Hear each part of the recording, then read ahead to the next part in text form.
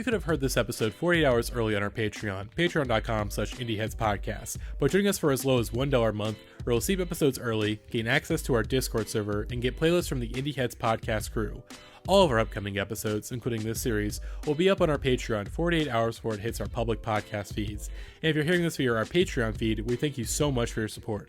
But before we get into this episode, we want to thank our Real Ones patrons, including Selectric, David Culbert, Maizefarms, Bex, Jordan Makowski, AJ Moser, Rachel Hartman, Noah Kurtz, Waffle113, Alex Bielovich, Alec Feldherr, Adam Edwards, Jackson Crist, Elizabeth, and Derrick Pemberton. To become a Real One, consider supporting us with a $5 a month donation where you'll receive bonus episodes every month and get a shout out on the top of the pod.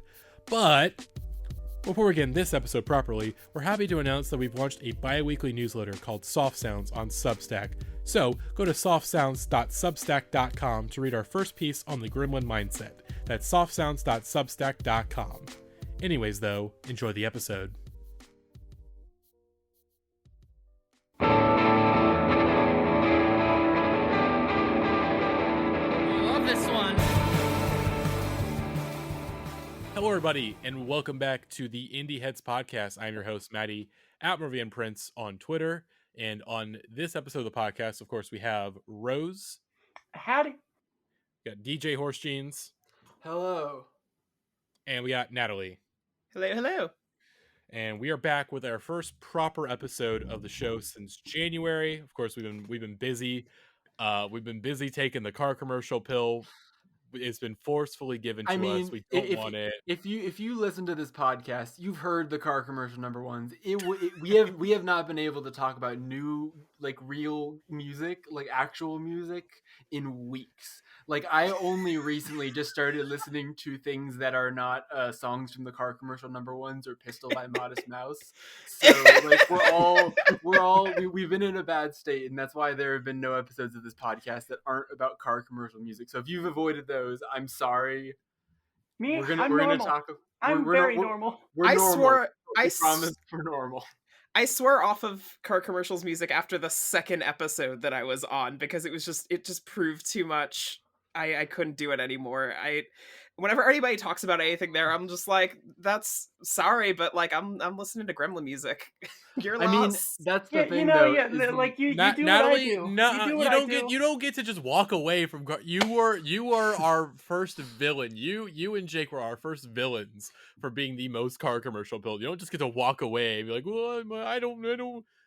It says. Look, you brought me back on. You defeated my spirit. I am a broken woman. Okay, that is let true. me respect my peace.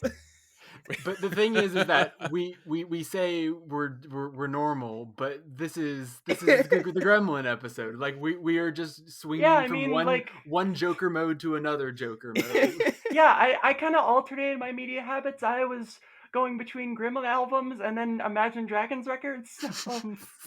That's a powerful energy, and I respect it so much. It's so good because you go from like complete compression to like screaming. There's no in between. I mean, what Dan is doing on Natural is you could just tweak the dials ever so slightly, and add a few more you could get to guitars. Gremlin music. Just get Gordy Greep on Natural, and then boom. I don't like where this is going already. No, but I don't like where this is going I just must already. say, for people in the audience who maybe aren't in our Patreon and don't know how diseased I am as a human being, I the other day unironically compared Natural by Imagine Dragons to Have a Nice Life, and I said that the snare in that song kind of sounds like the Have a Nice Life snare, and then I proceeded to make a mashup of both of those things together. So, like, my brain is soup. I'm too far gone. Again, everyone, we are really normal. Really normal. Well, let's introduce the topic of today's episode. So, of course, if you saw on our Twitter or on our Discord, if you're a Patreon supporter, you might have saw that we launched a new newsletter called Soft Sounds. It's going to be a bi-weekly newsletter for the time being because we're actually dangerously close to hitting our goal of making it a weekly newsletter. So, hey, we get to 150 per month, and that sticks.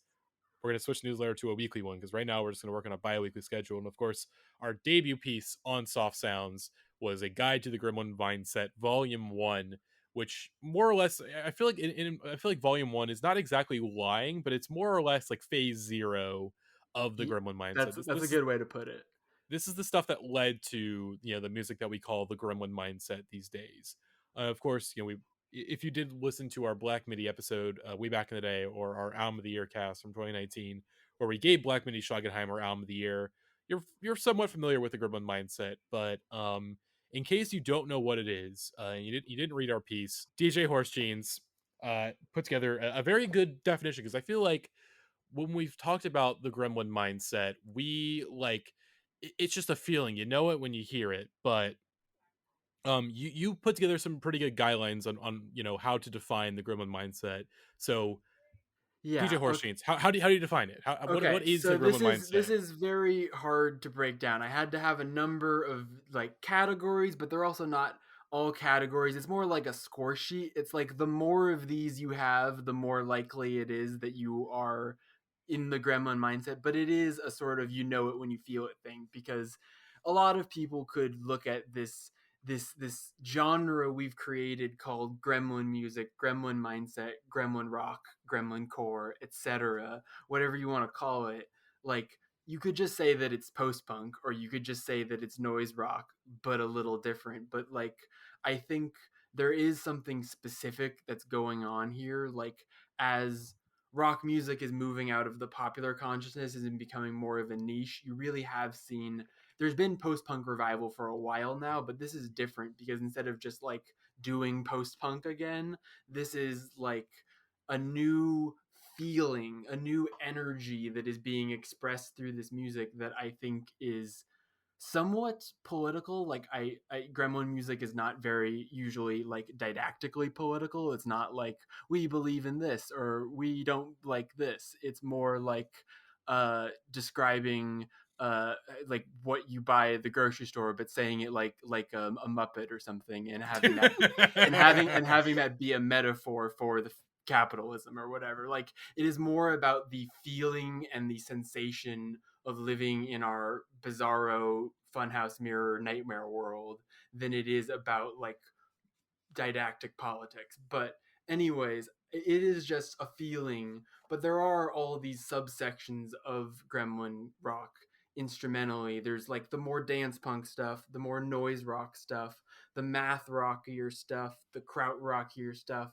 But basically, there are a lot of key details of things that make something Gremlin core. Number one is that the vocal performance either sounds like a gremlin, like you've let a gremlin loose in the studio and allowed it to be the front person of your band, or no emotion, inflection, tunefulness at all, and in like full spoken word. Because singing with melody and trying to have a tune is not allowed in Gremlin music, with like a couple of very, very rare I've made passes for certain bands like Pottery who have actual tunes and hooks, or like a couple other bands, but for the most part, no singing allowed. You can't sing, you have to yell, or you have to like whisper speak, or you have to alternate between yelling and whisper speaking at random or with purpose, or just make animal noises over the song is also an option. Like the more you let loose and just lose yourself in the feeling, the more gremlin it is. That's number one. Number two is angular guitars, or what music critics who don't know other adjectives call angular guitars. Guitars that are, a lot of math rock is in Gremlin core. There's a lot of weird time signatures and weird compositions of songs, the way that the bass and the guitar and the drums are all fitting together, and there's a lot of guitars that sound shrill or have weird kind of tones to them, and there's a lot of different variations within this, but there's a sound to the guitars and the general musical vibe of it. And then also important, number three, has to be created after the year 2010, which is an arbitrary marker, but basically you can't, anything before that is just post-punk. If your brain hasn't been turned to mush by your cell phone and by being on the internet, you're not making gremlin music, you're just making noise rock from the 2000s. Like, this is specific to the last decade, and this whole list that we've put together is basically focusing on all of the music that starts to build up these scenes that then lead to the formation of Gremlin music at the release of BM, which is really the moment that it's like, that's the moment we coined the term. That's the moment it happened, is when that little, our beautiful short king, Gordy Greep, started stomping around the live performance specifically of BM. I just remember being like, that's when we were like, this is the Gremlin mindset. And then since then, we've gone back and we've sort of traced the lineage of like, okay, what is Black Midi building on? What are the bands from the last decade that we can really point to as being like, okay, here's how we got here. And so today we're going to be talking about all of those from 2010 up until like 2018 when BM comes out. What's like, I think in our article we had a couple of 2019 releases before Schlagenheim, but like really truly, if you want to chart like before Gremlin Mindset, it is truly before 2018, but like you can count some stuff between BM and Schlagenheim as we did in our article. Although although I don't think we're discussing only like one or two of those releases in this episode, because we're cutting it down a little bit. But if you want to read the full thing, softsounds.substack.com. But you forgot one very, very important qualifier that you added. The most, okay, I there are more, and we can read the other ones, but there is one that is the last one that is most crucial. The band is British. Not all Gremlin music is from the United Kingdom, and you do not have to be from Britain to make Gremlin music. However, a overwhelming, disproportionate amount of Gremlin music comes from the United Kingdom because, as we've discussed on the podcast, being British is a mental illness, and that mental illness is a breeding ground for the Gremlin mindset, which is partially a joke, but it's also it's very much not a coincidence that the United States and Britain produce like almost all of the Gremlin rock in the world, because we are disease dying empires that the youth of said disease dying empires are turning into little Joker Gremlin creatures like us. And that is what we are seeing in the United Kingdom, especially because they have too much time in rooms alone with guitars and a lot of problems. Anyways, but that brings us to the what we were talking about, the proto-Gremlin music, the music that sort of inspired the bands like Black Midi and Squid that are part of the current Gremlin music. But we want to talk about who inspired those bands. And so we wrote about some of our favorites that we've selected officially for the canon. We have appointed ourselves, me mainly, have appointed Grand Magistrate of the Gremlin canon. Who gets in, who doesn't. I'm like Scarecrow in The Dark Knight Rises, like I'm in charge of the court. It's like for me, like I should say, we gotta pass the 10th act of Gremlin music. Look, as the person who did coin the term, the Gremlin mindset, I am the person who did coin that term. I'm going to take credit for that. That's fair. I have to appreciate AJ and DJ Horsejeans for hitting the ground running, taking that just that idea. I planted that idea in their heads, and they both have produced just like where I think Horsejeans has been very important in figuring out, okay, like what music is in the canon. Like you have a little the brain worms. I love the worms that I plant in your brains. Because like it's not even a band by band basis. There are bands that are on this list that have albums that are and aren't Gremlin rock. Like the first Savages album is a Gremlin album, and the second Savages album, which is good, and I still defend, and I am a defender of that album, but that album is not like it is a feeling, and it is also a specific set of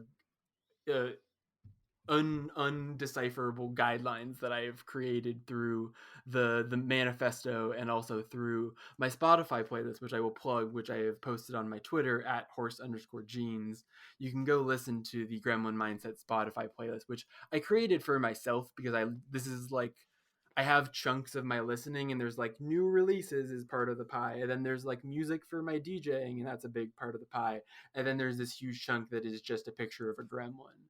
And I use this playlist a lot of the time for that, because there are a lot of Gremlin bands that have released like one EP or a couple of singles that I will literally listen to any British person who picks up a guitar. I will do it. but anyways, let's get to some real classic albums here, because we've got one of my personal favorites right up off the bat. Yes. So our first selection in phase 0 of the Gremlin Mindset canon is Daughter's self-titled album, which came out on March 9th, 2010. We did a retrospect episode on this a little bit sometime last year. So we already talked about this on the pod fairly extensively, but uh, Natalie, I think you cut out at some, like, you had internet issues during that episode, so you weren't able to fully Yeah. get your thoughts out. So why do you think this album deserves a spot in the Gremlin canon, and also why do you love it? But most importantly, what is Gremlin about this record? So I feel like this is, and I love that we chose this one as like the Gremlin album from Daughters, just because this one I feel like really kind of gets to the kind of feral heart at the center of the most kind of like unhinged elements of Daughters more than any others. It's got this really short, like sub half hour runtime. There's all these like really great performances from Alexis here, where he's just going for this like very kind of like monotone or almost kind of like drawl-esque performance, and sometimes will like shout with it but never really like inflects it past kind of like the same sort of like tonality that he's kind of like maintaining the entire time. And meanwhile, I feel like a lot of the grooves here are just these really sort of pummeling, loud, constantly repeating parts that just like will, a lot of them like kind of are very short in kind of their span, but I think a lot of them kind of in that space manage to like exhaust every sort of like last ounce of like energy and power over you in a way that like really feels like getting beaten up by a herd of wild gremlins. I wasn't that familiar with this album when I saw them live for the first time, because I just sort of got on the bandwagon with You Won't Get What You Want. Same. And being bombarded with all of these songs live, it was just unbelievable. I will not, I refuse to let myself talk about this album, because there's a podcast you can listen to where I talk about this album for an hour. I really, really, really, really like it. But it is definitely the one. It's the one that belongs in the Gremlin canon for sure. Yeah. I think what you're saying was exactly correct. Yeah, I will say one other thing that I wanted to add is this is the one where it feels like, because with You Won't Get What You Want, I feel like there's a lot more like Alexis has these kind of like sprawling narratives like lyrically that are going on, or he'll like wind down a single idea for like several minutes at a time. But because of like the runtime of this album and like some of the songs here, he doesn't really have the space to do that, and so he kind of does the total opposite. And I'm thinking about just how the album starts with a song that is basically just looping around the same sets of words over and over and over again for like a few minutes, just to plunge you straight into what it's all about. Yeah, one of the other characteristics I had for the Gremlin music in the mindset was repetition, which I mean comes directly from BM. She moves with a purpose. What a magnificent purpose! Like, it's not repetition in the normal way where it's like a hook that you repeat through a couple of times through the song. It's like, we are gonna say a phrase that maybe has meaning, and we are gonna keep saying it until it turns into a summoning spell. and that Daughters are great at doing that while also being so rich and like dense lyrically. Like, part of it is I can analyze it with my music critic brain, but part of it is I can just go animal mode. Mm-hmm. I do actually. I have a question posed to the both of you. Would we consider You Don't Get What You Want? Would that be a part of the Gremlin canon? Because I feel like it has a lot of the same elements, but I feel like there is definitely like some differences. It feels like obviously more tuned to like, you know, classic no wave more than like its own thing. But at the same time, it is like, obviously that record made a huge splash and really was like a holy shit moment for a lot of like music fans and critics with that band. I think kind of getting at what we've been talking at, it feels like there's a lot more intentional structure with You Won't Get What You Want, in a way that like this album almost kind of feels like it was thrown together in a heap of the band just kind of like plunging themselves headfirst and letting just whatever sort of impulses take over them, whereas it feels like a lot of You Won't Get What You Want feels a little bit more deliberate, and so I'm kind of, I err on the side of caution for that. Yeah, like I think real good Gremlin music should sound like you're on the bus from Speed, where it's like if we go below 50 miles an hour, we're on fire and we're like a car that the brakes have been. Whenever I listen to Daughters, I think of a car with the brakes that have been cut, that is on fire, that is like hurtling down a hill, because like that's what this album specifically feels like. It just starts and then it batters you and then it ends. There is no like beginning, middle structure. It is just like it propels you through it, and I think that's something that all of this music has in common. So yeah, so that is entry number 1 into the Gremlin canon from our list. And next up, this is one that I chose, and we debated on which one to choose from this artist, but I think we ended up, or at least I ended up making the executive decision to go with Scott Walker's Bish Bosch, his final solo album from 2012. For not counting his record with Sunna, that's just a straight up collab album, but final proper solo record from Scott Walker, who I talked about pretty extensively on introducing back in the fall or late summer. And I'm going to play a little bit of a track from Bish Bosch real quick while I talk about this record. So let's hear a little bit of Epizootics, which is one of my favorite songs of all time. Scott is, because I think the thing that I brought in my piece about this record and why I think it belongs in the canon. Well, number one, obviously, Black Country Road, Isaac Wood said in the song, "I'm modern Scott Walker." Let's unpack that. Let's figure out what he meant by that. And I think it is just like, obviously, if you learn about Scott Walker in his career, Scott Walker, in my opinion, is like the epitome of like cool. Like, here's this guy who has just one of the most beautiful voices that you've ever heard on his, like, back in his teen pop 60s, just like this guy who has just this beautiful baritone, just a golden voice. And the man was hot. The girls loved him. The fellas loved him too, probably. And he was, doing some at the time, some very like bizarre stuff. Because I think he got big on his solo career by like covering Jacques Brel and, doing like English translations of his music. And Jacques Brel, I would say definitely, like, when we look at sort of the influencers of Gremlin music, Jacques Brel is a Gremlin. That man, he's a sweaty little French man. I think it's French or Flemish, whatever. He's a sweaty little Flemish man. Just like I think like very influential to like the Gremlin vocalists if we really look back. Mm-hmm. But Scott was taking like those songs of this sweaty little Gremlin man, but making them like cool and like, yeah, I'm Jackie, like I'm fucking cool. But obviously over the years, he sort of got more and more into the avant-garde, especially with his like the record with the Walker Brothers, Shutout, I think. Is it either Shutout or no, Night Flights, where his stuff was really experimental and really out there, like much more in tune with like the rising post-punk scene. But if anything, it was way ahead of like what the post-punks were doing even then. But over the years, obviously, sort of disappears for many years, comes back with like more avant-garde material, and Bish Bosch was his 2012 record, and I think it's one of his most unhinged records yet, where at least like the drift and Tilt were more like at times more structured and a bit more like thought out. Bish Bosch at times feels very, very like as Horse Jeans was talking about, I think an element of a spontaneity is really, really important to Gremlin music. You got to really feel like, okay, this music is sort of, it's got to feel like really natural. Like, okay, like it just sort of comes in the moment. It doesn't actually have to be in the moment, mind you, but it just has to have that feeling of like, okay, this track can take a turn at any possible time. And it doesn't feel structured. Just it is like when we talk about Black Midi, like, a lot of Black Midi songs, they come together like from jams. Like that's their big songwriting process is jams. And that has that feeling that kind of crosses over into this, even though obviously with Scott Walker, if you know his studio process, he's a very meticulous musician. Like he takes years to work on this stuff. When he was alive, it was like, years and years, like putting all these elements together, like, spending a lot of time writing and also in the studio, just making sure the sound is just right. And especially like when we talk about Gremlins is that they make a lot of really weird like choices in their instrumentals at times.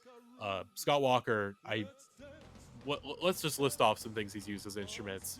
A giant wood cube, literal meat, like just fucking pig meat, farts. There's farts on Bish Bosch that you hear. I see you embrace the pee-pee poo-poo mindset like we all did. Yes. The rising instrumental underneath you as you describe this is just really great. Yeah, no, this is really not to like appreciating interrupt your train of thought, but like part of what I love about this track is how much it stands out from the rest of the album, where the rest of the album is kind of spare and unpredictable, and this is like one of the more forward ones where you have these kinds of swells of horns and drums just going throughout, and it like sounds like almost kind of like a visceral charge of like, okay, so I've been holding back on this like for this amount of time, let's just put all the feral energy just right here. Exactly. Like, I was gonna say the last instrument I was gonna think of, he uses swords at one point, which is just, that's fucking cool. I hope there's swords in the next Black Midi record. Jordy Greep. Everyone should have swords on their album. I agree. Give Jordy Greep a sword. Yes. Exactly. But also, I feel like also with Gremlin is that, you know, like I said, you know, there's a couple bands be like, oh, is this band Gremlin Mindset? Like, for one, like Idols. Idols is not a Gremlin Mindset band. They're too straightforward. I think a big thing Too with cringe.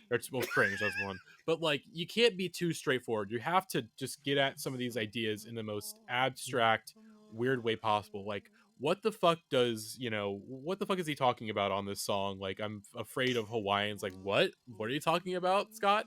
But just it's a feeling. It's these lyrical ideas that get played in your head, and the music that goes with it that just sort of give you this feeling of like, I don't understand what he's saying, but my body understands it very clearly, even if I can't articulate that into words.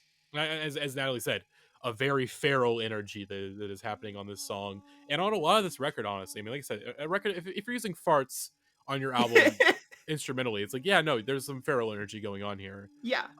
And especially at almost 70 years old, what a king. At almost 70 years old, that's the big thing, is that like when we talk about like who is the true like proto-Gremlin, I think it's Scott Walker, because I mean this man was 69 years old when this record came out. Like, nice. But one other track, obviously, like See You Don't Bump Your Head, obviously has this like industrial like percussion work that just, it sounds like you're literally, it sounds like a hammer is being fucking repeatedly hit in your head. Like, it sounds like a drill is on your head. And then obviously, I think a big highlight of this record is the centerpiece, SDSS 1416 plus 13B Zircon, a flagpole sitter. Of course, the song is a tribute to the one-hit wonder flagpole sitter song. But on the real though, that song, Harvey Danger. Because it's 20 minutes, 42 seconds. It goes on these wild journeys, and there's like, I got to pull up a certain point in the lyrics there where, like, for the most part, like Scott's, he kind of has this very beautiful, like almost operatic voice throughout the rest of the record. And it's sort of like not exactly in the same tone per se, because obviously like he is putting a lot of emotion to what he's saying. But there is one point on SDSS where he just like all of a sudden comes in, and it is like he starts yelling at you. And this is a quote that apparently, if Genius.com is correct, and Genius.com, why would they lie to us? Why would the users of Genius.com lie to us? But are you telling me that a user-edited lyric site may be wrong? There is a chance. But on that song, he just randomly just yells. Like, it's scary. It's like a lot of Scott's music around this era is scary. It is genuinely frightening at times. And he just yells, "Did you ever throw your own mother's phone back at her? Did you ever tell her, take this junk away? What kind of an unnatural son would do that to his own mother?"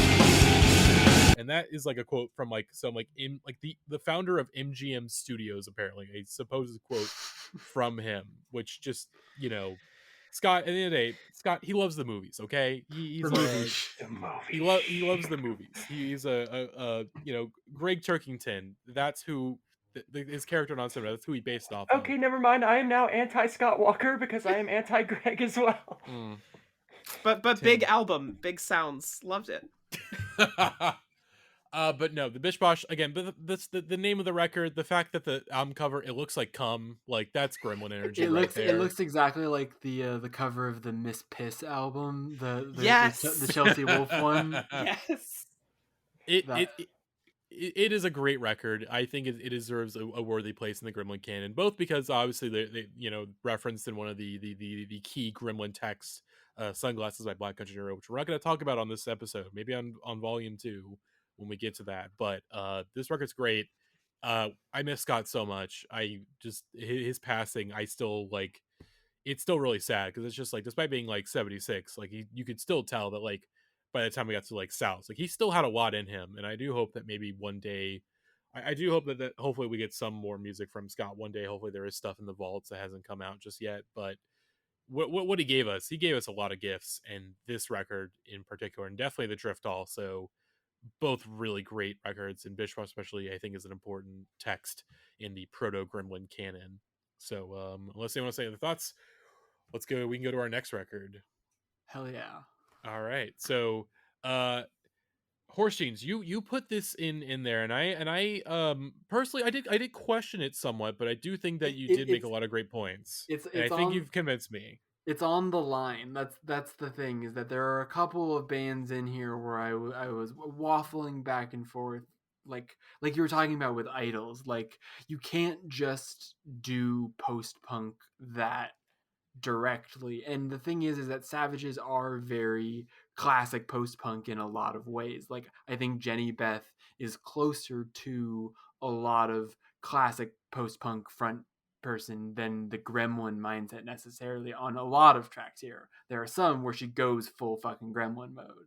But I think that the thing about this album, even separate from the other Savages albums, like I talked about, Adore Life, I don't think would make the canon. Silence Yourself makes the canon because it is alive. It is fucking the energy that is just contained within these recordings, within the performances, especially of all the musicians. Like, I've been yelling about it on the internet for a couple of days now, but Isa Hassan is just the best fucking bassist in the entire world. The bass on this album sounds so big and chunky, and the riffs are so good. Like, a couple of the bass lines on this album are like just iconic. The one on Husbands, the one on Cities Full, the one on fucking Shut Up, which opens the album. Like the bass lines on this album are the hooks. They're the lead. Like, it is the thing that is put front and center for a reason, because like one of the things that I've realized with a lot of these Gremlin rock bands, and Matty, you said this once about like dance punk specifically, but I think it applies to like a lot of the Gremlin genres too, is like, if you don't have a good drummer and a good bassist, your band is fucked. Like, completely fucked, because like having a really solid rhythm section is so important for being able to go so abstract, so off the chain with the vocals. Because what you were talking about with like your body understanding it and your head not understanding it, that's exactly what it is. Like, you have to be able to be locked into that groove, to have it be really tight, really but also interesting. Like, and there are so many, like the fucking bass line on Husbands, the way it like descends, do do do do do do do do do do do do, it like feels like you're in a fucking Looney Tune falling down like a tunnel. Like, it is so crazy and so propulsive. And then on top of it, that just because it is so tight and so propulsive, Jenny just gets to go like have a hysteric panic attack where she says, "Give my house, my bed, my husbands," and just starts screaming. But then like, even though the bass takes the lead like for a lot of these songs, then when they really bring in the riffs like they do on this one, it is so satisfying, because the guitars are also sick on this album. And it's one of the most undeniable debuts of any album this decade. Like, just coming right out the gate, not just like, oh, we have a specific sound, a specific vibe, that's hard enough, but having all of that and also just delivering a fucking opus like this, where every single song just gets better and better and better until you get to the last stretch of songs, which is just an unreal run. It's so good. I love this album so much. Yeah, we were talking about it in the Discord, but like I share that same sort of thought, which is like, I think part of why this album works so well, and especially why it kind of, I feel like, propels itself further into the Gremlin Mindset the further it goes on, is because it kind of has this like push and pull dynamic that's going on throughout the first half, where it's kind of like pummeling you and then pulling back a bit and then pummeling you. And then once you get to the halfway point, right around Shuel, it just kind of plunges you head first. And it's just all those like really chunky bass riffs, a lot of heavy distortion, Jenny just going fully off on the vocals. I think that really sort of propels it into like this sort of camp. Mm-hmm. And it Adore Life has a lot more like what I'm traditional songwriting, where like you really feel like this isn't necessary. There is overlap between like art rock and Gremlin music, but Gremlin music is more of the body than it is of like the emotion. Like it is so like feral and so animal, like we've been talking about. And I think that this album specifically from Savages really captures that. Like that whole run, She Will, No Face, Hit Me, Husbands, is just like unfucking believable. So good. And I think Husbands is one of the key Gremlin texts, just in terms of what Jenny's doing on the vocals. Like, besides the fact that I just wanted the Gremlin canon to not all be dudes, like, I also think that her contributions to the style are very, very important. Like I said, repetition is key in Gremlin's canon, and the more she says husbands, the more it just but it's like she's saying something. Like the song has something to say. It is not just nonsense. Just like how a lot of the Gremlin rock, like Black Midi, you've got the song on the album that's about the Flint water crisis. Like it is not apolitical as much as it is not like trying to put politics front and center, as much as it is trying to capture a out of body feeling. And I think that Silence Yourself does that so well, while also just being an album of fucking bangers. Like, oh my god, I have a different favorite song on this album every single time I listen to it, which is a good kind of album. Yeah. Alrighty, so that is text number 3, sacred text number 3 in the Gremlin canon. I'm taking out a big chisel and I'm like putting it into a stone wall over here. Like, oh boy, mark it down, hieroglyphics. So then our next the last record text of civilization will be the Gremlin texts which we leave behind. It'll just be AJ's Schlagenheim write-up. Oh my god, we should read it at the end. We should read it at the end. Either read at the end, or I may make it the cold open. We'll see what happens in the edit. But our next record in the Gremlin canon that we selected for Volume 1 is one that Rose selected. Guerilla Toss's Gay Disco, which came out on December 3rd, 2013. Gay Disco. Rose, you selected this record, I believe. Why is this a Gremlin? So a lot of people are gonna look at them, and like if you've only been paying attention to Guerilla Toss's output for the last 5 years, no, maybe later, actually, like 3 or 4 years, I'd put it, because like they really have been like snapping stuff out really quickly. You're gonna be like, what is this band doing here? This is like a synth pop band. But if you go back even just a few years, it's like a radically different kind of group. Like Gay Disco as an album asks the question, okay, so take Lightning Bolt, like that really loud kind of noise rocky approach of just like fucking pummeling drums and really like just wiry ass guitars, and then just ask, what if it grooves? Very and it important grooves question. so fucking hard. Like I cannot tell you anything that fucking Cassie is saying on this album. Like I can't tell you a word, but you know, like it's just that thing of like it gets the people going. It's provocative. It's exactly what I was thinking too. Yeah. Because this is a record that I hadn't heard till today when I was preparing for this episode. I was just like, this album. Obviously, a very important thing with Gremlin is that you got to have a sense of being like.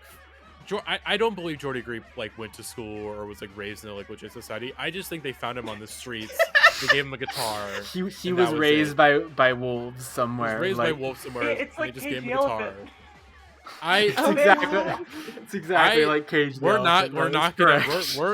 We're not gonna bring the car commercial music into this, but this record it is the most feral album that I have ever heard, I think. And there's a lot of really feral records in this canon. This is the most feral. Yeah, It's so it's got fucking tough wild. competition just in the next like couple albums we'll even talk about after this. Yeah. Like, but yeah, it is fucking wild. Yeah, it's any album that basically renders its vocals almost completely unintelligible amid like a wash of distortion and screeches is just like automatically Gremlin. It's Thumbs just up. that's Thumbs up the from fast me. pass. And like Cassie on this album is just going off the entire time. Aside from like say maybe some stuff on like Trash Bed or like Pink Elephant, I have not a goddamn clue what she's saying the entire time, and the entire time I'm just like nodding like, yeah, go off. That's so true. You were right to say it, whatever it is.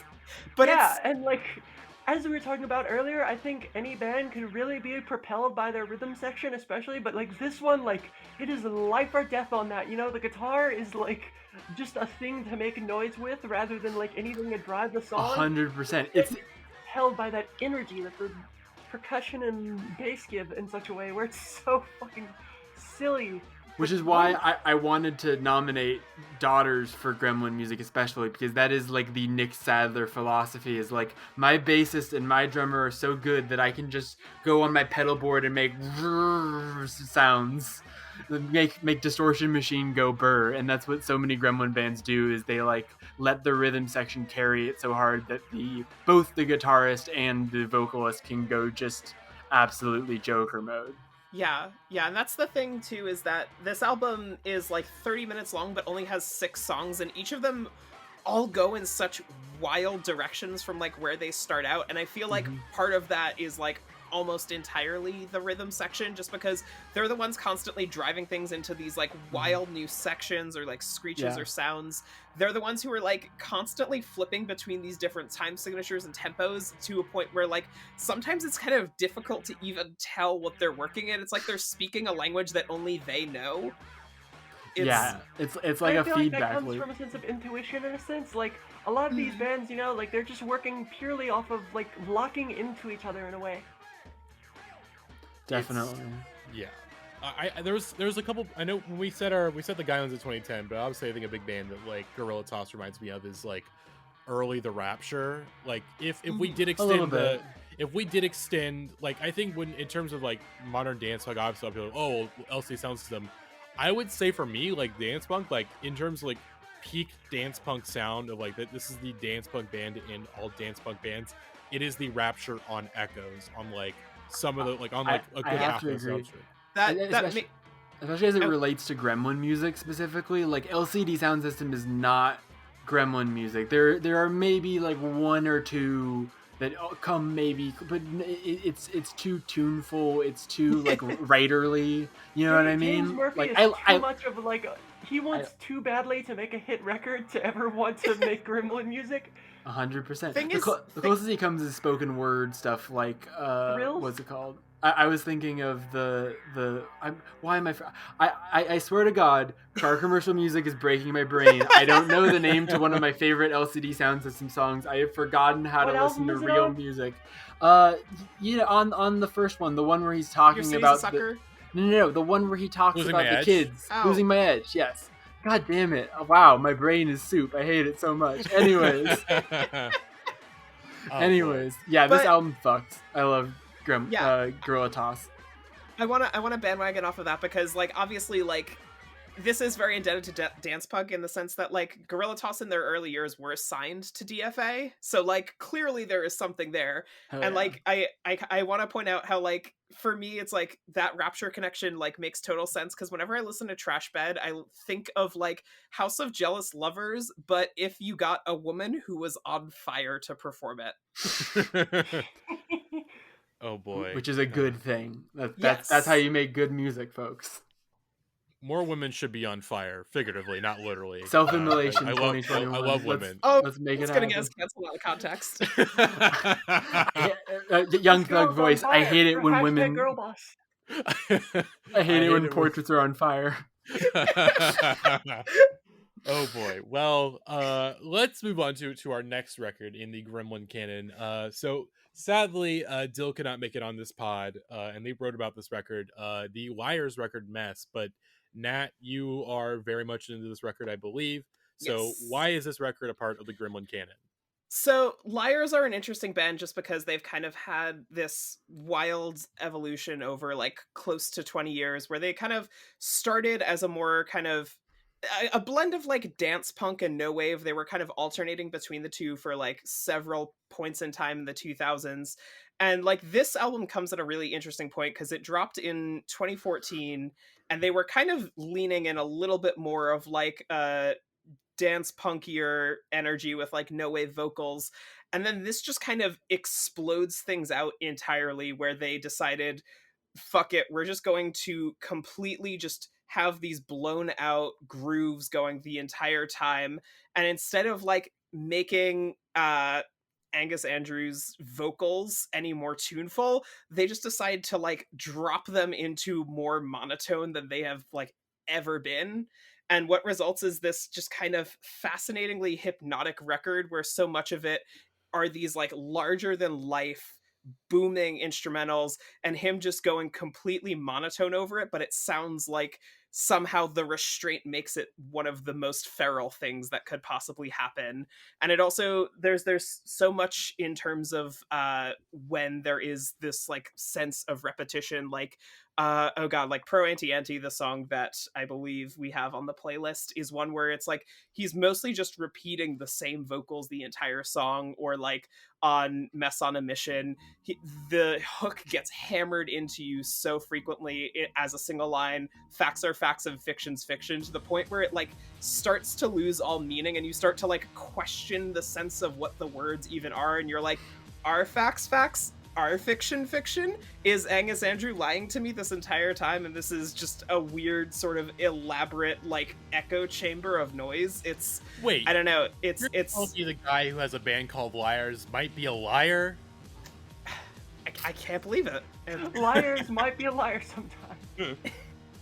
Facts are facts, fiction's fiction, liars are liars. Liars are always a band that have felt like, especially in their recent years, like with the theme from Crying Fountain, I believe it's called, like that and the other recent stuff has just felt so elusive to me, like a band that really does not want to be pinned down in any meaningful way, and it's kind of hard to get into them as a result because you're just like, are they fucking with me?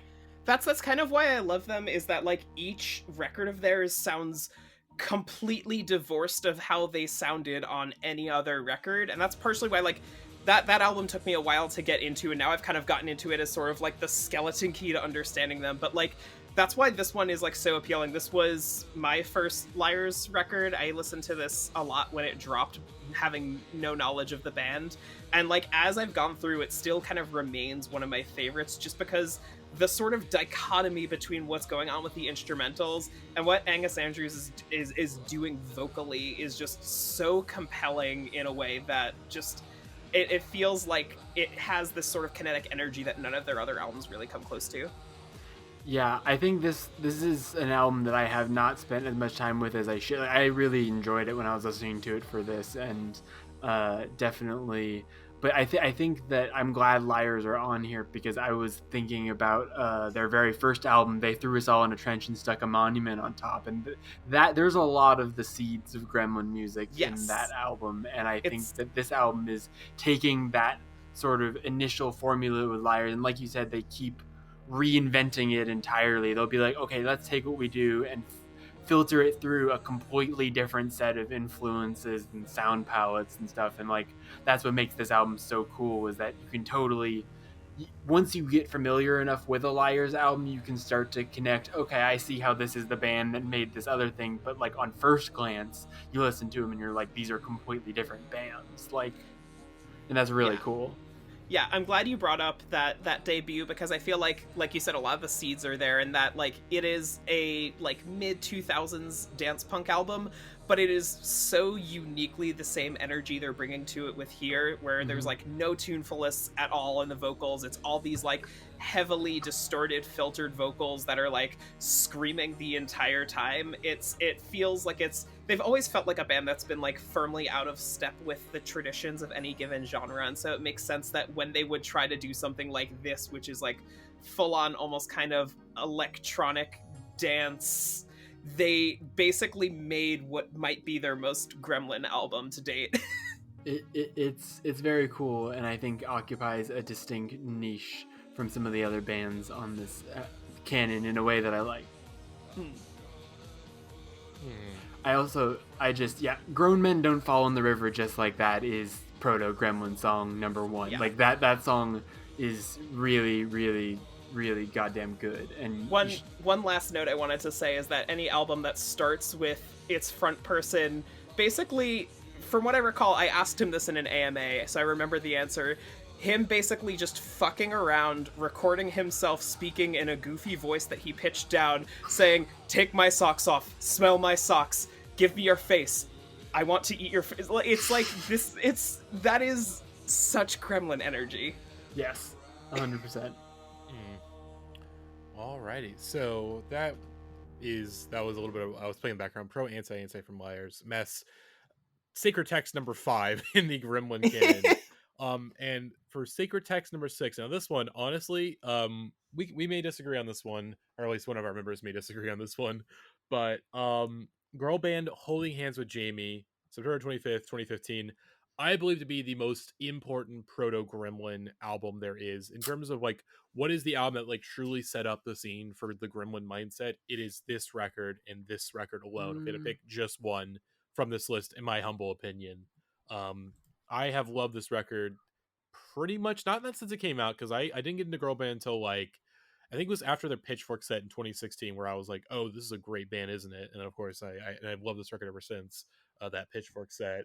But I did a 4-year consideration review for this a while ago on Indieheads, and this record just what I don't know how to describe my feelings without just like doing my best like Derrick Keeley impersonation and just like screaming my head off. Ah! Oh my god, this record that is the response. It is, as it has all the core tenet, almost every single core tenet of the Gremlin mindset is here. The vocal performance that sounds like a Gremlin, Derrick Keeley screaming his head off. What the fuck is he going on about half the time? That's a Gremlin right there. Angler guitars. If the angles are crazy, it's angler guitars. But like I said, it's just there's a lot of crazy guitar work, weird methods they're pulling off, like crazy pedal board shit, weird like ways of playing. Because I think there's like on like Paul where like the guitarist is like holding it, like both hands are basically like right on his chest, like playing like the guitar riff. Just it is the most ear piercing screeching thing, and it rules. He's up there with Sadler in like, I do not know how you made a guitar sound like that, guitarist. Obviously 2010 repetition, there's a ton of repetition on these songs. I think obviously Why They Hide My Bodies in the Garage, I think is proto BM like that. Like BM takes so much from that song, in my opinion, of sort of like taking this blueprint of like dance music but putting it into like a noise rock post-punk context, and how those two like really do intersect in a lot of ways that a lot of people don't fully realize. Consistent linear groove, yes. The rhythm section, the rhythm section in this band is like simultaneously like so like locked in, but also completely fucked because the bassist is also doing really weird shit like half the time. So and then they are not British, but they are Irish, which also is very, very close to being British in terms of mental illness. So it's got it all there. But as I've said in the chat before, if you're from the UK and Ireland, you either, when you turn 17, they either give you a synthesizer for which you make a British person that thinks they're an alien club music, or they give you a guitar and you start a Gremlin band. Yes. One or the other. Mm-hmm. And Dill wrote a really great blurb for this, by the way. I recommend like reading it. But this album is just incredible. I'm going to play a little bit of Paul in the background while we're talking right now, which is one of the great singles of the 2010s, in my opinion. Like this and Paris for Lunch, just insane singles. You know, just the restraint that is kind of shown in this first half, where it's just this build up where it's like starts off with the bass and the drums kick in and the guitar. You're starting hearing some crazy guitar shit going on in the background, and just slowly the song is unraveling before just that guitar hits like a gunshot, essentially, just like, and then just Dara's just screaming his head off, and the guitars are so loud. It's like, I've listened to obviously a lot of loud music because I've been doing the car commercial for once. That's loud in the worst way possible. That is loud for no goddamn reason. Honestly, like Happier might be a bigger, fatter waveform than a lot of these songs where someone is screaming at the top of their lungs and trying to make demon sounds with guitars. This is true. This is very true. But this record, I mean, just off the bat, like with like umbongo, just these screeching guitars. That like the guitarist of this band. I'm let's see, Alan Duggan, one of the best guitarists to have popped up in the rock music scene. If we're considering this all just like the broader rock music scene, one of the most inventive guitarists that I've heard in the last couple of years. I know obviously people are like, oh, rock music is dead, and I think that is like, obviously doing the car commercial once, I very much understand and pretty much kind of agree with that argument in terms of the mainstream. But obviously it's, you know, rock music has recessed back to the underground. The Gremlins have found a guitar in a sewer. Rock music is jazz now. It's that's what it is. It's not gone. It's just no longer in the center of like popular consumer. Whatever elements of rock music have just been folded into genreless. Like we have Machine Gun Kelly making pop punk albums now that are actually good. Like it's all just soup now. It's all one big algorithm soup. Mm-hmm. But oh my god! I mean, if you hear this background, just like I said, just the way it builds up, it sounds like the tension is ridiculous, and then that combined with his vocal style, that is just like, it gives me secondhand anxiety more than any other Gremlin artist. I'm just like, I like almost can't listen to this because I can feel how like unhinged he is, and especially like when we get to the second girl band album, that no confirmation, but there's a good likelihood that also makes the Gremlin canon, because that album goes even further, like where he's like literally recording himself having a panic attack on the song, like and that adds so much, like similar to Alexis Marshall and Jordy Griep. It's like, this is not just a performer up on stage who is like doing a I'm crazy bit.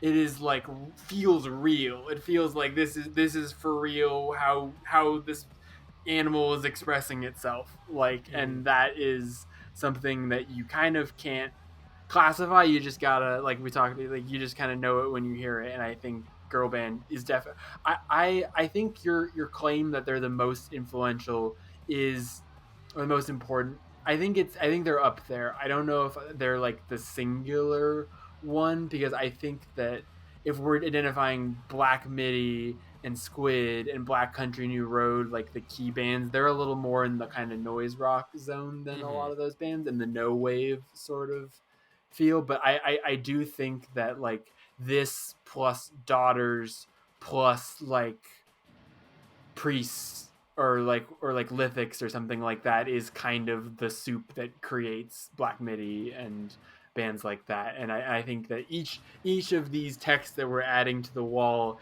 is like adding another like arm to the Exodia. Like we are putting together the Frankenstein's monster that is going to flower into Gremlin music. Just now. Oh boy. Okay, now Rose. I will not deny that this normal is time. Core, but I don't like this album at all. It's too no wave. It's just too no wave for me, and I just immediately go like, my brain just shuts off, and it's just like, nope, stop screaming at me, please.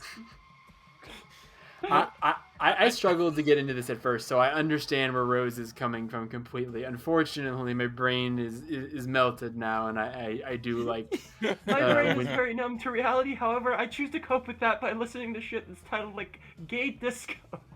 Yes, fair enough. But oh my god, I mean, it helps to realize that the context of the record is that like Derrick Keeley like literally like had a mental break, like after they got big on like Lawman and like why they hide the by cigars, like what they got big off those singles. Like Derrick Keeley like literally had a mental breakdown where like he was just living at home like in 6 months in like his like parents' backyard, just complete mental breakdown, just like could not function, but obviously, you know, made a recovery and then wrote a lot of this record while like recovering from like a literal like massive mental breakdown that like also like it's one of those things that like you don't want to like, you want to discuss these things seriously because it is like, you know, there's like obviously this album is like, it's really funny at times, like there's a lot of really funny lyrics, but also you do know that there's like some really deeply serious like shit that's going on here, to the point that like when they did actually end up coming out with the Talkies in 2019, like Derrick Hill, like between this album and that record, like completely changed his writing approach, because like you just couldn't write songs like this any longer, you know, where it's like on the talkies, it's very notable that there's no pronouns on that record. There's no like I, you, like there's no pronouns. Like just how to make it like as impersonal as possible, because like it's really intense. It's really, really intense, and like it's hard to stomach at times. But you know, when we're living in the world that we're living in, it's like, yeah, no, I need this. I need to have someone that is like, yes, this is what's going on. You're not crazy. This is how you should be feeling. But this record's fucking incredible. So many highlights. Obviously, Paul, Paris for Lunch. The Last Riddler is probably maybe my favorite track on the record. It's a short little ditty about going to the doctor. About going to the doctor. Calling any girl band song a ditty is the funniest thing in the entire world. It ends up being a bit of a casual little bop. It's just a casual little bop about going to the doctor because you think that you're God, and he prescribes you antidepressants, and you know, you talk about ABBA and stuff. It's a good song. It's a highlight. But yeah, we'll hopefully get to the talkies when we do volume 2, probably sometime in the summer, once the Squid record's out, and once if Black Money LP2 comes out, then hopefully we'll have some good stuff set for volume 2. But girl band Holding Hands with Jamie, in my opinion, I think a very, very important Gremlin text, proto-Gremlin text. But our next record, now, this was another one that I, you know, personally, I did question its inclusion on here. But again, in your blurb, Natalie, I do think you made some great points, and I think, okay, this does belong after all. Proto-Martyr, the Agent Intellect. Natalie, why did you select this for the Gremlin canon? Yeah, so I remember when we were first kicking around the idea about like putting something together to like kind of give an outline or a guide of like Gremlin Mindset albums. I remember Proto-Martyr was a name that came up as like kind of like one of those cusp names of like, should we talk about them? And then the question was like, if we were, like, which album would we cover? And like I'm pretty sure I was the one who voiced this one as the one that I feel is most representative of it, mostly because of where it falls in the Proto-Martyr canon. Just because Undercolor Official Right, the album right before this, feels more traditionally post-punk. There's more kind of like traditional song structures. There's more straightforward punk songs. There are like a couple of like really short interludes on that album. And then like where they go after this is way more like ambitious and kind of like almost kind of like reworking the sort of boundaries of post-punk. This is the one where it feels like they are kind of taking the structures and like dismantling them like piece by piece, and like just really getting up close and like magnifying all the different things about what make them work. And I think like one of the key things to it is obviously Joe Casey's vocal style, which kind of like really nails the two sorts of like modes that we've been talking about, where he'll have this like very sort of like disaffective monotone, like going for the duration of most tracks as he kind of lists off all these different like very poetic philosophical scenes. But then like as kind of like the emotions run fraught, and as the backing band behind him, who is extremely vital, especially on this album, kind of like blows things up, he will like raise that to shouts that almost kind of feel like an extension of that monotone. Like they never really feel like that much of a divergence, but they always kind of like hit harder for how the tracks kind of like build up on that energy. And I think that like for this particular album, I was also thinking about kind of like obviously the bones of some of these songs, how like a number of them kind of focus on these very repetitive long grooves, or these slow builds, or these like repetitions on like single phrases, like on Pontiac 87, where he spends basically a full minute going, there's no use being sad about it, what's the point in crying about it, over and over and over again, until it just kind of, the words kind of reshape their meaning and you're sort of reconsidering what he's talking about. Or like Why Does It Shake, where the entire second half is just kind of like hammering in the same set of lines over and over again. But I think at the end of the day, what it kind of comes down to is this is the album of theirs that I feel like most kind of captures a very sort of like disillusionment with like post-industrial America in a way that like Undercolor of Official Right kind of gets at, and like they kind of go into more personal territory with it on, say, like something like God, why am I forgetting the name of the album that they just put out last year? Oh, but like what was it? Ultimate Success Today. Yes. there we go. How The they horse, say the it, horse like, album. the horse album, yes.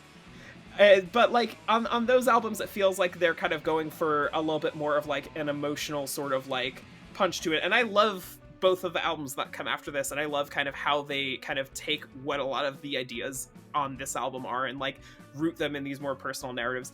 But I feel like a lot of this album feels kind of like almost kind of like an overview of this sort of like tableau of like human misery and suffering amidst all this stuff, and it kind of goes right back to how the very beginning of the album is this sort of like overview about like how like privilege and human cruelty like fosters from like early development, and it kind of is there as the overarching theme throughout the rest of the record. And so if we're talking about like more kind of overtly political or like overtly like tangibly thematic Gremlin records, I feel like this one really captures the ideas of that in a way that like we can see extending to things like even like near Detroit, Michigan, like on Schlagenheim.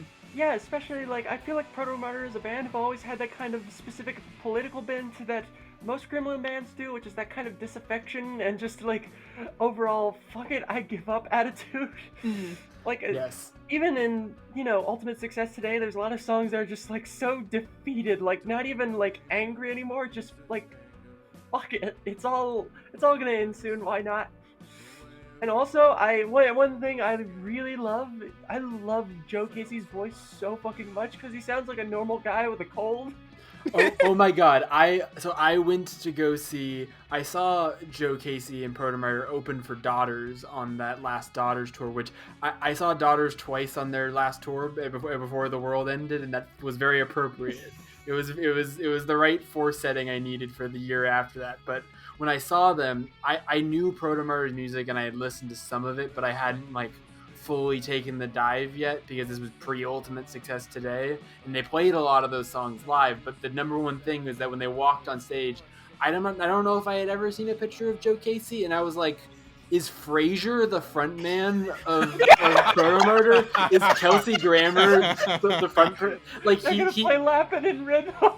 He looks like he could be like your insurance agent or something. Like he looks like a man that you've just pulled off the street because he looked the most like a normal middle-aged man, and then from out of him is kind of that reflected in the way that he's so kind of downtrodden and monotone, but then there's like this soulfulness and the poetry and like the ideas of all these Proto-Martyr albums. Like they managed to have albums that are very melodic but then not being tuneful in the way that he kind of sings them is what makes them more Gremlin-y to me. And then when they do, like you said, build it up, like they have great freak out moments where he does let it loose. And like that's something that Black Country New Road does too, is that when you have the spoken word at first and then you go to the crazy screams, like it makes it more impactful, like the full range, without, as long as you don't stop at singing anywhere on the way through actual singing. But I think this is the one to pick of all of the pre-Schlagenheim Proto-Martyr albums for sure. I really enjoy this album a lot. It's probably my favorite of those pre-Ultimate Success Today Proto-Martyr albums, and has a lot of good songs. Shout out to a Michigan band, Proto-Martyr. We love them. We stan. Hell yeah. Yeah, no, this was the one that I had gotten into them with, and so it's always kind of like stuck with me for that. And I wanna talk about like the part that you were saying about kind of his sort of like everyman persona. I feel like really gets the tangible frustration of like a lot of these things and makes it feel, if not universal, a little bit more kind of like a real feeling that like working class people are feeling within these like systems that they're trapped within. And I feel like that really sort of sells it. I would also like to say that if you are ever in the mood to be entertained, I do not know if it is still active, but back in my Tumblr days, there is a blog out there that's just different publications descriptions of Joe Casey, and it is one of the most entertaining things. Oh my god. Well, that is I just can't get over his voice. Like the more I think about it, the more I'm just like, dude, are you okay? Do you need like a NyQuil? Oh, wonderful, wonderful. I have found the blog. Oh boy. All right, let's read off some of these. The lead singer, Joe Casey, is incongruous on stage in his khakis, blazer, and polo shirt, looking a bit like the guy who's always hanging out in any office building's copy room. Proto-Murder were insanely good last night. Singer like an unholy hybrid of Mark Smith, Shane McGowan, Neil Hamburger, and David Cameron.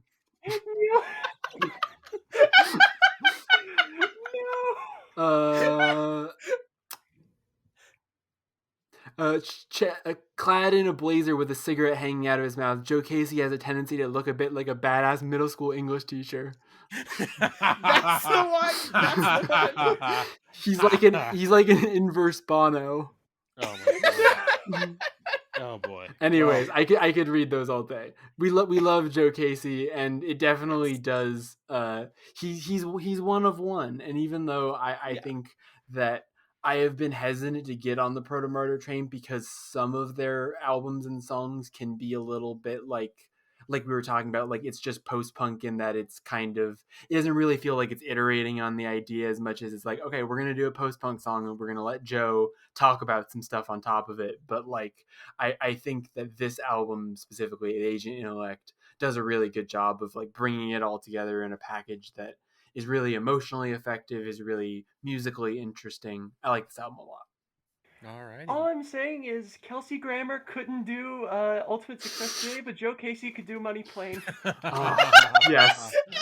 Yes, Rose, thank now you. I want to see that. Fuck. Oh my god. Joe Casey Although, to be is fair, anyone could do Money Frasier. Plane.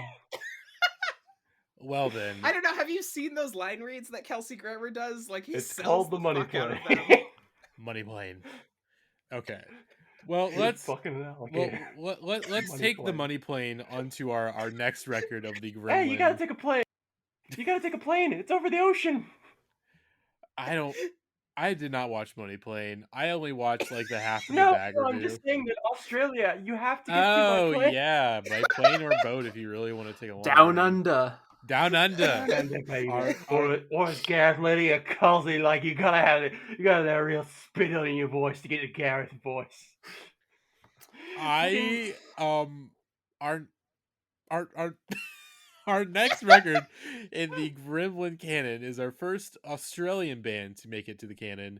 The Drones' final record for the time being, Feeling Kinda Free, March 18th, 2016. Rose, this is one of your selections. Why is this a Gremlin Mindset record?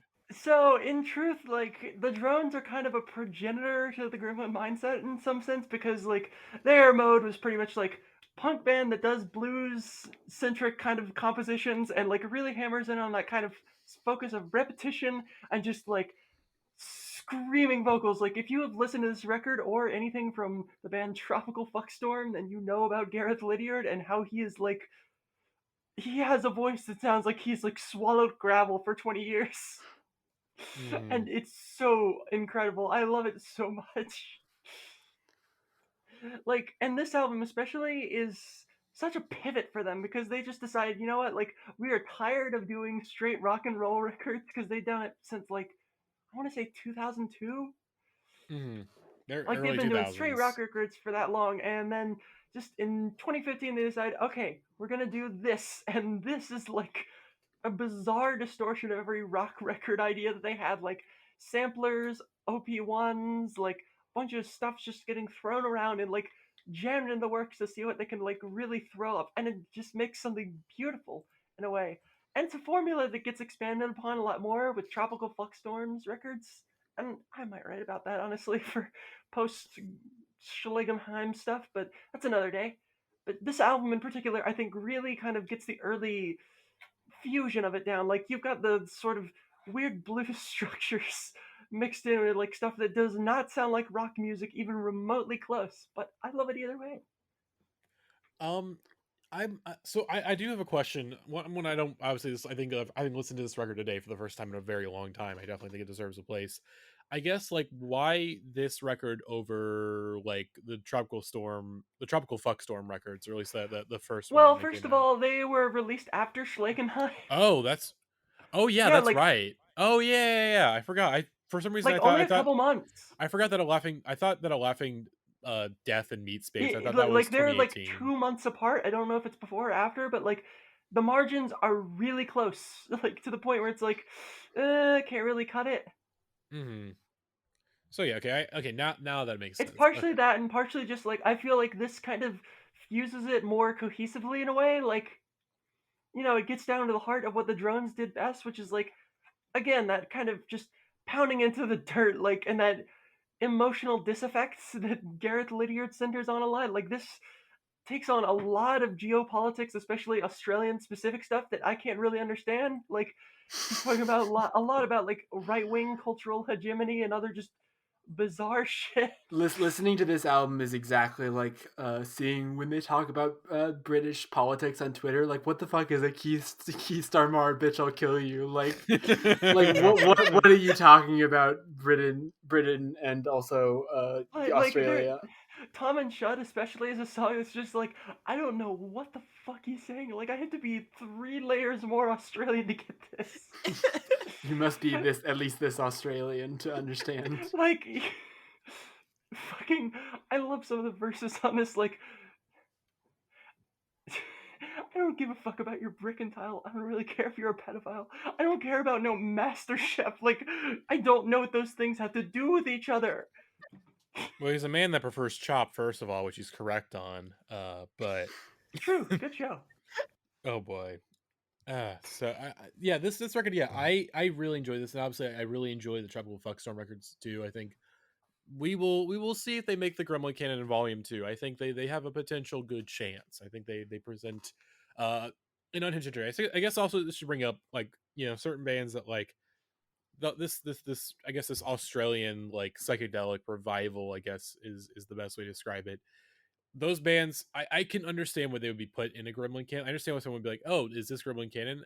I have to say no, because I think like one, it's too, at least like obviously like King Gizzard and like psychedelic porn credits, like they do rely very heavily on like sort of classic psych, and they don't really get into again, they don't get into the classic Gremlinness, because like when King Gizzard, I don't know if King Gizzard has a political thought in their brain. I don't want them to, mind you, but I don't think they have it. Well, they do. A lot of their songs are political, but like, I don't care. I don't like this band anymore. That is true. It's just like, in terms too much music.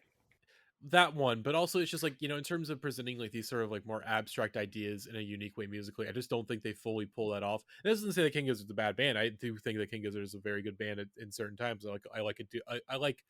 Not, I haven't been in them recently, but like some of the stuff from that big 2017 wave, I think it's like Murder of the Universe is pretty good. Five More Time Band is pretty good. Obviously, Not a Gun to Infinity is really, really good.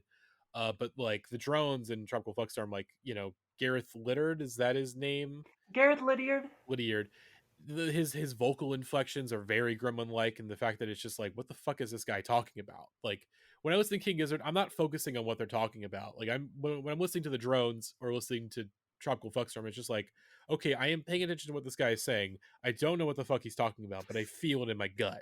Even though like Black Midi does a lot of jamming and improvisation to create their songs, like I think King Gizzard are too much in the fully like jam band prog rock kind of zone in that way. Like Gremlin music is not noodly and is not like that's the thing that's insane about Black Midi, is that it feels like they're just coming up with ideas on the spot, but every single it's because they've honed them down from lots and lots and lots of jams, and as we've talked about, hundreds of hours of being locked inside a room with their instruments, and that I think that's something different than what King Gizzard is doing.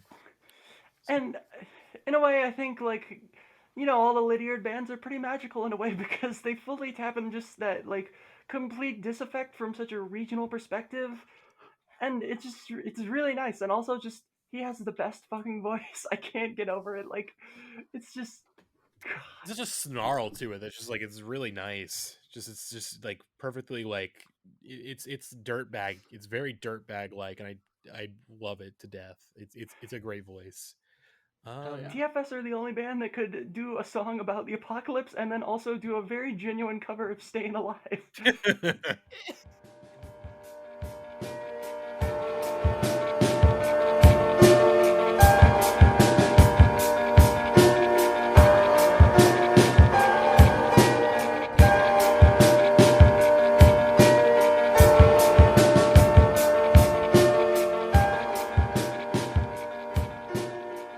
right, so that is going to do it for part 1 of the Gremlin Mindset Volume 1. We will have part 2 for y'all very, very soon, almost right away even. So that is 2010, 2016 in the proto-Gremlin canon. And we'll be back very, very soon for part 2 as we look at the years 2017 to 2019 in terms of the Gremlin Mindset. So we will see you all very, very soon. Goodbye.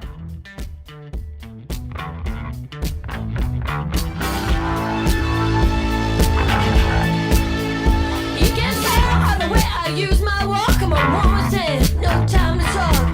Music out and one more wall. I've been kicked around since I was born. It's alright, it's okay. You may look the other way. We can try to understand. In New York Times, we facts on man. Whether you're a brother or whether you're a lover, you're staying alive, staying alive. Feel the city breaking and everybody shaking when staying alive, staying alive. Ha, ha, ha, ha, staying alive, staying alive.